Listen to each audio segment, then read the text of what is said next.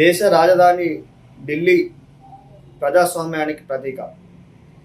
అలాంటి చోట రాళ్ల దాడులు జరిగితే, పోలీసులపై దాడులు జరిగితే, ప్రభుత్వ ఆస్తులని ధ్వంసం చేస్తే దాన్ని ఉద్యమం అంటామా లేక చట్టాన్ని సవాలు చేయడం అంటామా? ప్రజాస్వామ్యం పేరుతో హింసని ప్రేరేపించేటటువంటి రోజులు పోయినాయి. చట్టం ముందు ఎవరైనా ఒక్కటే. ఢిల్లీలో జరిగినటువంటి సంఘటన దేశవ్యాప్తంగా చర్చనీయాంశమైంది.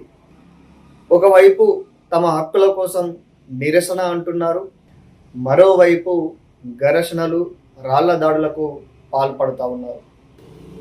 ఉద్రిక్తమైనటువంటి పరిస్థితులని దేశ రాజధాని ఢిల్లీలో ఏర్పాటు చేసినటువంటి సంఘటన ఈరోజు దేశవ్యాప్తంగా చర్చనీయాంశమైంది.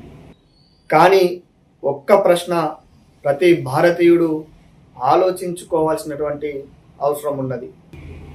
నిరసన చేయాలంటే హింసే మార్గమా? ప్రజాస్వామ్యంలో ప్రతి ఒక్కరికి మాట్లాడే హక్కు ఉంది. కానీ చట్టాన్ని చేతిలోకి తీసుకొని ప్రజాస్వామ్యంపై దాడులు చేయడం ఎంతవరకు సమంజసం? దేశంలో ఏ సంస్థ అయినా, ఏ పార్టీ అయినా, ఏ ఉద్యమమైనా చట్టానికి మించింది కాదు. పోలీసులపై, పోలీస్ వ్యవస్థపై దాడులు జరిగితే అది ముమ్మాటికి తప్పే. అదేవిధంగా ఎక్కడైనా అధికారుల నుంచి ఎక్కువ బల ప్రయోగం జరిగితే దానిని కూడా విచారణ చేయాల్సినటువంటి అవసరం ఉన్నది. దేశాన్ని మార్చేది రాళ్ల దాడులు కాదు.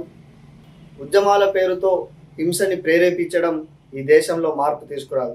బాధ్యతాయుతమైనటువంటి ఆలోచన ద్వారా, శాంతియుతమైనటువంటి పద్ధతుల్లో దేశంలో, ప్రభుత్వాల్లో మార్పు తీసుకురాగలుగుతాం తప్ప హింస ద్వారా ఈ యొక్క దేశం యొక్క సంపదని ధ్వంసం చేయడం ఏ ఉద్యమానికి కూడా సరైనటువంటిది కాదు. ప్రజాస్వామ్యాన్ని బలపరిచేది హింస కాదు, చట్టాన్ని గౌరవించడం ఈ ప్రజాస్వామ్యానికి అత్యంత ముఖ్యమైనటువంటి అంశం. ఈ ఘటనపై మీ అభిప్రాయం ఏంటి?